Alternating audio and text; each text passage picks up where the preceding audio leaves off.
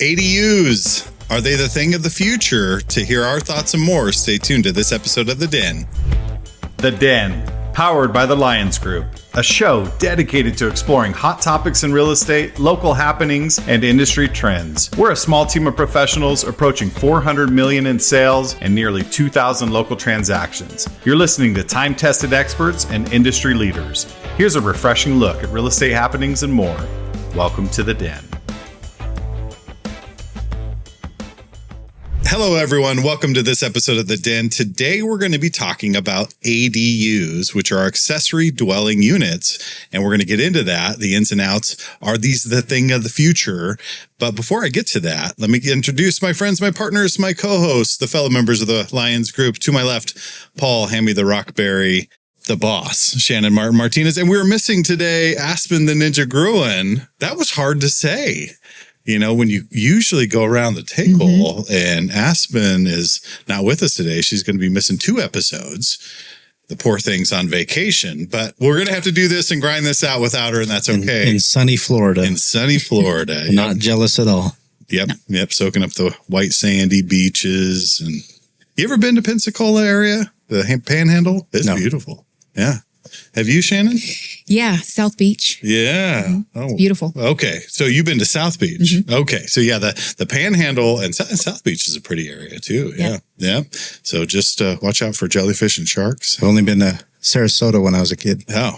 Well, let me just tell you, you cross the state line into Florida and you drop to the bottom of the food chain. So that's how that works. So just so you know, there's like never mind. I'll explain it later, Paul. If you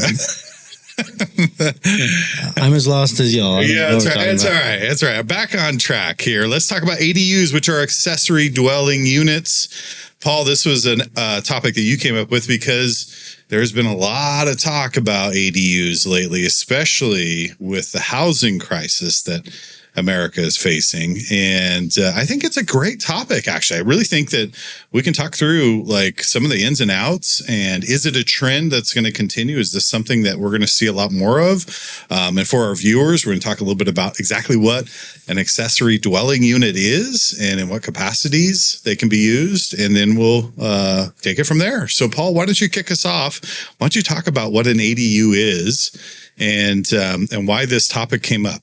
Well, I'd like to first apologize if this episode does not go well now that you blamed me for this topic. I didn't like that at all. Okay. So an accessory dwelling unit is they used to be called in-law suites. So an accessory dwelling unit is another property or another dwelling on your home. They have certain requirements. They have to have a bathroom. They have to have a kitchen. They have to have their own access points. There could be more, but those are the ones I know right now. Yep. Now, ADUs, going to what you said on the housing crisis, there was a push earlier this year in the legislative session to allow for ADUs to be put on every property in the state. You know, the thought is we don't have enough housing for all the people that are either homeless or, falling on hard times. Yeah. That can't afford it. So an accessory dwelling unit was one of those things where they say, okay, you don't have to leave your property as you age. So they called it aging in place. So your kids can move into the big house and you get the she shed. Now, I don't know how many people would like to do that, but that was kind of the thinking behind that legislation. There was a lot of problems with that legislation. They wanted to get rid of completely single family residences altogether. You couldn't build a single family resident anymore. There's a lot of unintended consequences with doing something like that. And so we worked against that bill. But ADUs, I think, if you have the space on your property, could be a great thing to do. You could, rent them out. You could have a family member move into them. And the planning and zoning for the city of Farmington are very accommodating. If you want to go that route, they will give you a variance. So in a lot of instances, unless it's, way too dense and there's no actual access to that property. Yeah. And I want to go back to what you just said was like, this is pretty mind blowing. I mean, for our viewers to understand, we did an entire episode on the Silent War, and the Silent War is legislative issues that affect your rights as a property owner. And what Paul just said was pretty profound. Like, there was legislation on the table to get rid of all of single family residential, right? So once you go past single family, you're in multi-unit dwelling. So in other words, you could have a beautiful single family residence, and then right next door, someone could put up a fourplex, which may not be what you want or that neighborhood wants per se. So it was pretty profound that even got to the table. I mean, we see stuff all the time that they try to run through that is just way out there, that would have, like you said, all these unintended consequences. I understand the spirit of trying to create housing that's affordable, right? Trying to create options for the demands that we have. But boy, you pass something like that and single family is gone altogether. Thank goodness you raised the flag and said, hey, what are we doing here? Right? And then it became an issue. Then the realtors started fighting it. And I think the fight was already in the works, but this is why you should hug your realtor if you work with your realtor well, because we are on the front lines. Ask if it's okay first. Yeah. Ask if it's okay. You just don't go around hugging people. Side hug though is fine. Yeah. Back to that. I mean, the legislative component is pretty incredible. So I'm glad that we dodged a big bullet there. But I do think that there's some really good implications of, how ADUs can be used. And Shannon, maybe you can talk a little bit about, what are some of the things that would make sense for a use like that? I mean, Paul alluded to, multi-generational living. Do you think that that's really becoming popular nowadays? I do. I think especially as housing is becoming more expensive and it's harder to purchase a home, people aren't buying homes while they're young anymore either. So, you consider your children, getting older and wanting to move out. Having an ADU would be nice to have maybe a space for your children, not just your aging parents, but your kids.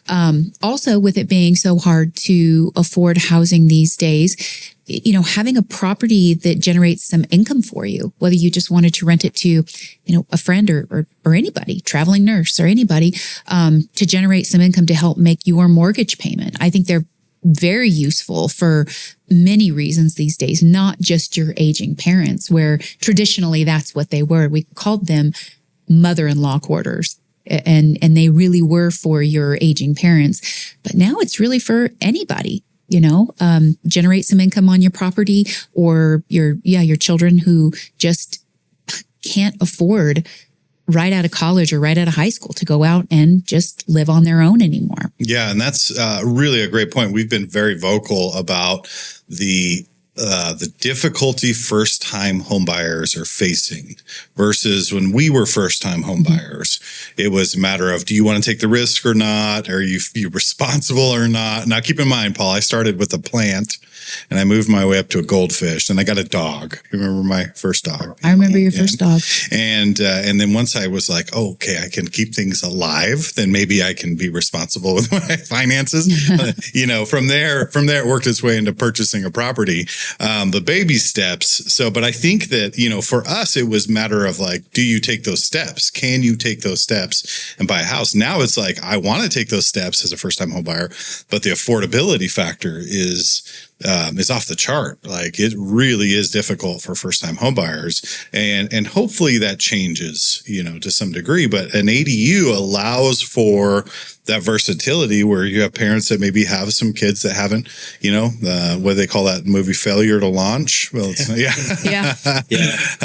you have, or even your unruly teen, you kick them out into the ADU. There you go. But it may give them some opportunity to have some freedom, but also get themselves in a position where they can eventually purchase because they're not breaking the bank with rent and whatnot. But I think your point too, as well as multi-generational living, is the potential to have some extra income, right? Because we're all looking at retirement someday, hopefully, and that's a big opportunity to use what you have for additional income. Now, they come in all shapes and sizes, but why don't you give our listeners some indication of what ADUs could look like? Paul, you want to start with that? Well, they could be attached or detached. I think that access point and its own driveway or parking spaces is one of the requirements.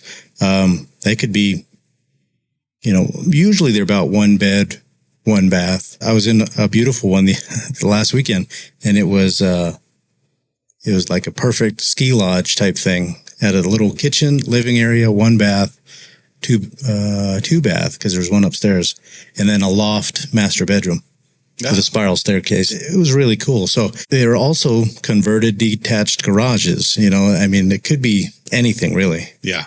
Yeah. I've seen them on the side of garages quite a bit. Yeah. We own an investment property. We have a main house, and they had a detached garage, and we converted that to a studio apartment. And the thing has been rented steady for 15 years at this point. It's a great addition that we've had. And it was down here near the downtown because it was a mixed use, right? And really kind of the downtown area was, don't even go with any stories, Paul. I've had some interesting stories over the years with that rental. But all I got to do is smirk at him. Yeah, I know. I know what you're thinking.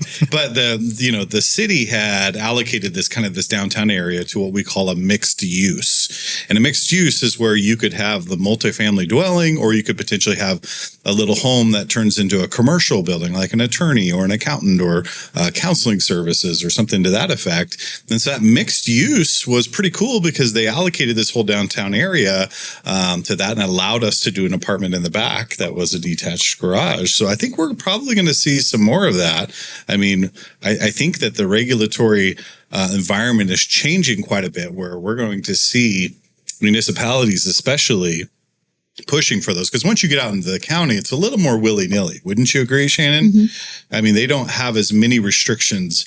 And a lot of people that buy out in the county understand and expect that there's not, there's not as many overlays there.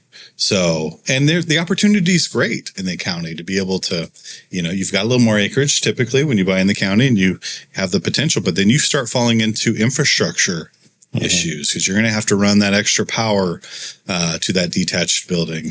Yeah, septic requirements and septic and water and things like that. I actually have 2 listings right now that both have a lower level living quarters. They're basically both ADUs. One has like you said, a 1 bedroom, 1 bath apartment. So I got an efficiency apartment, and it has its own entrance and exit. And the other one is really kind of 2 houses stacked on top of each other. You have a full driveway and a garage, 3 bedrooms, 3 baths on the upper level. You have a lower level garage with 2 bedrooms, 1 bath, and its own laundry facilities on the lower level, laundry facilities on the upper level.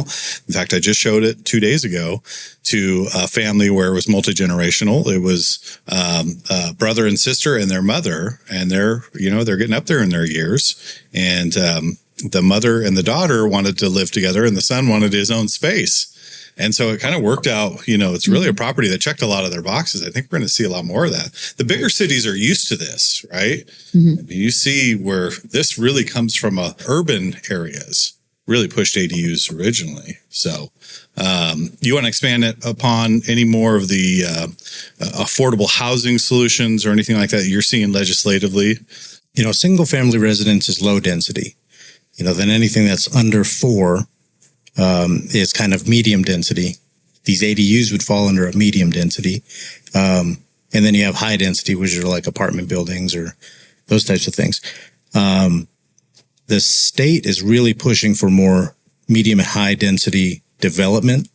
And I know of a few projects in town that are trying to get underway, but that higher density stuff and low income. So those are the things that are being pushed at the moment. There's the MFA. It's not MFA anymore. It's, what's it called? They changed it. It's no more. The Housing Authority? Yeah. But it's not that anymore.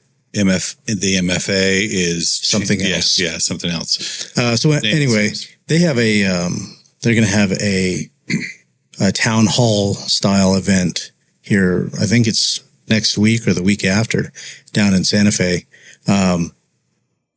And try to get info from all over the state on what we should be doing.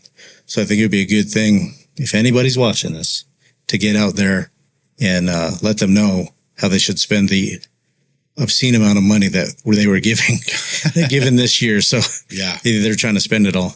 Yeah. And in typical government fashion, right? They go with a program and then they just kind of throw out a whole bunch of money and whoever's got their ear gets the projects. So you got to get out there and speak loudly to them. Yeah. What about financing issues? You think there'll be any financing issues, Shannon, to ADUs and how those work? Well, you're asking the wrong person on that, because I was just asking Paul earlier that and trying to talk to a couple of lenders.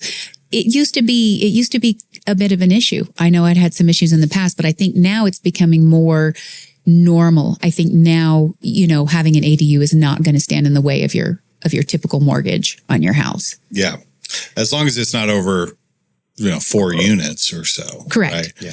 Just having one extra unit, just having a house with one extra dwelling on it is probably not going to hinder any of your financing. Well, and we had a deal a couple of years ago where they wouldn't, this was a full, we actually have had 2. One was a full ADU, had everything, the kitchen, its own access points, all the things that we've been talking about. The other one didn't have a kitchen. Mm-hmm. Now, both of them were knocked off the appraisal. Yeah. Neither one of them got counted. So that was only a few years back. Now, all you got to do is, as soon as you hand a contract to the lender, you go, ADU, there's an ADU on this one. And they take over and, do the appropriate things. Because I know there's a lot of paperwork. Because even like the government loans, because it used to be really hard for people for lenders to sell on the secondary market, to the big bundlers and all that kind of stuff. Now it's getting a lot easier. It's more accepted. They have a huge paperwork packet that they do. It's like another mortgage that they do for when they sell it off. Yeah. And I'm glad you brought that up, because I was just thinking about those instances where, I was having conversations with the appraiser because they're like, we can't count this. And I'm like, what do you mean you can't count it? It's a fully contained unit. It's got its own kitchen. It's fully finished. It's heating. It's cooling. It's got its own power. In fact, it's even fenced off. Yeah, it was fenced off. I mean, it was pretty shocking. And the response from the appraiser was, well, it's not connected to the house, so I can't treat it as. So that was a real problem, right? We had a unit that was, I'm thinking of one that was actually separated from the house that was maybe 20 yards behind it. Mm-hmm. And she actually used it she was a massage therapist isn't the right word anymore. Is that what it's called? That's what it's called. Oh, okay, good. I believe so. Yeah, because we used to call it masseuses. It's not the proper term. Why are you bringing this one up? I don't know, Paul. But anyways, she was a massage therapist, and she had the unit in the back. That's what she used. Her clients would come in, they do the massage, and she was very successful at that. Now, anyone could have moved into it and used it, and I think they did use it as a rental for a while. But when we sold that property for them, the appraiser gave us a ton of pushback, and I think that's changing now. So, you're saying, with the lending regulations, they're starting to be more acceptable of. I just closed the one that was no problem whatsoever. Went through inspections, appraisal, everything. I have another one going right now that has been no problem whatsoever. Was that conventional financing on that last one that you closed? FHA was the one we closed. It was an FHA loan. Mm-hmm. So that's huge. So again, for our viewers, FHA is a conforming loan. We have conventional conforming, FHA conforming, a lot of different types. But what that means is that those loans have to fit within a specific box. And those boxes, especially with FHA and VA, are very particular. And so to hear that an FHA closed that is pretty encouraging. It's nice to know. So let's talk a little bit about trends. Do you think this is something that we're going to see become more of a thing that we're going to deal with down the road? Or is this kind of a fad? Is this something that's just kind of putting a Band-Aid on the housing situation? What are your thoughts there, Shannon? I think we're going to see a lot more of it. I think as housing prices go up, and I think, obviously, you only have so much land to build on. Not that we don't have a lot more room, but like you said, you've got infrastructure issues. So starting an entire new neighborhood or development is a lot more than just adding a unit to, an area, a house that already has all the infrastructure. I think we're going to see a lot more of that. I think it helps relieve the housing crisis. I think it helps take some of the pressure off, the more that we have in place. And I think that people are finding it more acceptable. Banks, lenders are finding it more acceptable, and people are more open to the fact of having that second unit on their property. And they're not even worried if their neighbors have a second unit on their property. Like it used to be a bigger deal. I think we're going to see more of it. Yeah, I agree with you. I think, and some of the design qualities have come a long way, especially with the split units. I mean, you can install a pretty affordable split unit for heating and cooling, and it's basically a box that sits up on your wall, and you have a refrigerated and forced air furnace kind of thing. And the big cities are used to that, right? In fact, I was talking to a guy that I showed that home to just 2 days ago, and he said, "Oh, well, I lived in Japan, and this was in every unit. I mean, every unit had a split unit, and that was just the way of life." But I think we're going to see more of that. And I'm thinking back to Coronado Island. Have you two been to Coronado Island? No. In San Diego area? Beautiful area. For different reasons than you did. Yeah. Yeah. Well, you're doing, you had sand in your face and it was worth boots on and cold. And but I was there. Sunbathing and driving around a little golf cart. So good for you. I know it's terrible. But what I noticed was, and this was many years ago, I want to say 15 plus years ago, we were there, and every house almost had like a second, like what they would call a carriage house behind it, where you had a garage and then a house above it. And I think that was largely due to just there was a restriction of land. The values had gone through the roof. So they were taking advantage of every aspect that they could for the housing. And rightfully so, because you could bring those, you could rent that carriage house out and pay a chunk of your mortgage, and it was like a commonplace. Yeah, it's very common back in the New England area too, where I grew up. You'd have the detached garage and an apartment upstairs. Usually it was the drunk uncle that was living up there, though, so you can keep an eye on him. Make sure to clean the stairs so it didn't fall down the stairs. And we're seeing a lot, like, down in Phoenix area, we're seeing a lot of commercial developments with the residential above it. So they're doing, multi-use in situations like that. It's a little bit different than an ADU, but. No, I think out in the county, I agree with you. Putting, multiple dwelling units on a property is fine.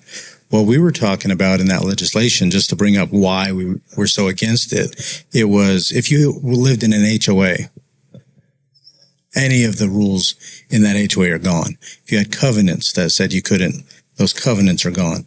So it was very, if you buy in a certain area because of how the neighborhood's structured, the density, all of those types of things, all of that could go out the window. And then the unintended consequences are, say you put an ADU on a house that's in town, your parking has gotten bigger, the sewer lines are getting extra usage, the water is not, it may or may not be enough. So to start packing them in on every lot, we're already parking in the streets, and good thing it doesn't snow around here, because plows, you'd never get the streets plowed. Yeah. So those are some of the things, Ruidoso with their golf clubs, the country clubs and all that kind of stuff. If you had covenants in a country club, that's all gone. You could put ADUs on your country club too. So that law was just bad from the start. It's really intrusive. Yeah. I mean, it really is. So basically, if that law would have passed, it supersedes all of a sudden all your intention as an owner. Yeah. To buy in a single family residence area or in a country club or a place where covenants, where you want to enjoy your little plot of land peacefully and quietly. Now all of a sudden, that goes out the window. That's the power of legislation. And that's why realtors are really involved with that. And we'll do another episode on, the silent war, but there is constant legislation that is not thought through. I mean, imagine that. Our government doing something and then going, a law's passed. How do we enforce it, or what do we do with it? And then, everyone that's living there has to just kind of scramble to make it work. It's like any part of politics, though. I mean, you have to have two sides. And even us as realtors, we will argue on one of these issues from two different angles. And it's good to have these conversations to talk it out. And I would say anybody that's having political conversations, talk it out so you can figure out the perspectives from both sides, because we don't agree on everything as realtors either. But once we pick a lane, then then we're stuck with it. Yeah. Or not stuck with it, but then we defend that. We defend it. Yeah. And I think that's really one of those things that's lost right now is just the conversations, because even within our group, we have different opinions about things, and that's wonderful, right? It would stink if we all thought the same way. But I love the fact that we can all sit down and talk about it and try to, you look from my angle, I look from your angle, and, we may at the end of the day agree to disagree, and that's totally fine. But we had a productive, constructive conversation. I think that's missing in our communities and across the nation right now. But we don't want to get into that. Let's not get into that. I'm going to jump into the speed round. We've got to wrap this conversation up. And Shannon, I'll kick it off with you. But do you think ADUs are the answer to the housing crisis? Because we're still, housing crisis kind of fell away, the word, but we're still kind of in that, especially with, pretty open borders. We've had 20 plus million people cross the borders. That puts a lot of demand on our housing. So do you think ADUs are the answer? Or if not, what is the answer? I think they're part of the answer. I don't think it's going to completely solve the issue, but I do think it takes the pressure off. Yeah. I think it can be a great addition to a home and really help the homeowners and help the housing crisis at the same time. Give some versatility to it. Yeah. But would you agree that it would be nice to have some limitations to the ADUs? Oh, absolutely. Yeah. Yeah. I think it's a smart thing to do. Paul, what are your thoughts there? Do you think ADUs are the answer to the housing crisis that we are facing today and will continue to face for many years? I don't think that they are the answer. They could be a part of the problem. It's kind of like when you talk about energy and, renewable energy. That is a supplement to what the answer needs to be. I think a lot of it is, like, take New Mexico, for example. How much of this state is actually occupied? We have so much, either federal land, state land, only what's the numbers here? 6% of this county is privately held. That's it. Yeah. So, a lot of it could be, let us expand a little bit, because a lot of places, urban areas that get all this influx of the immigrants you were just talking about, they build up. We can't build up here. Does anybody know why? No. Why? The fire department ladders don't reach more than the fourth floor. Oh, wow. Yeah, I didn't think about that. That's why there's nothing more than the hospital has it, but they have a special sprinkler system in there. Sure. But that's how rural we are. We can't, if we bought bigger ladders, we might be able to build higher. Sure. So I don't think it is the answer. I think there's a lot of different things that we can do. Legislation that needs to be passed to allow us to do more things. And then we as a community, there was a project to have some, medium density, like fourplexes put in, just outside of a higher end neighborhood. And they all went, and when there was that public notification that it says, we're going to have a hearing, and if you don't want this, they came out in droves and didn't want it. But then at the same time, they'll be the ones that say, we need more housing. We need to get the homeless off the streets. Like, we had an opportunity. What exactly are we doing here? Yeah. Well, I think that's a great answer. Thank you for that. And I'll round it out. I do think ADUs are part of the solution to the housing crisis that we're facing. I don't know if I like using that word, but the demand, the over demand that we have on our system right now. And I think ADUs is one part of the solution. I agree with Paul on this. I think that there's a lot of other solutions. Have you seen the Lego houses? Pretty much where they almost have like 3D printers that come out and put those things up. So I think as the years go on, we're going to see a lot more like that. You sacrifice some quality, but all of a sudden now you have some really affordable housing, and it may serve a need. So we'll probably have a whole podcast topic on specifically that, the new construction that's happening and how they're knocking some of these homes out in like a day. But I think there's a multi-pronged solution there to help with the demand, to help keep things a little more affordable, because as you know, just basic economics, the higher the demand and the lower the supply pushes prices up. So we want to make things affordable again for first-time home buyers. But thank you for listening to this episode of The Den. We've had a great conversation. If you would like to schedule a consultation with any one of us at the Lyons Group, go to sjcbroker.com. You can get all of our information. You can schedule a private consultation, whether you're buyer or seller.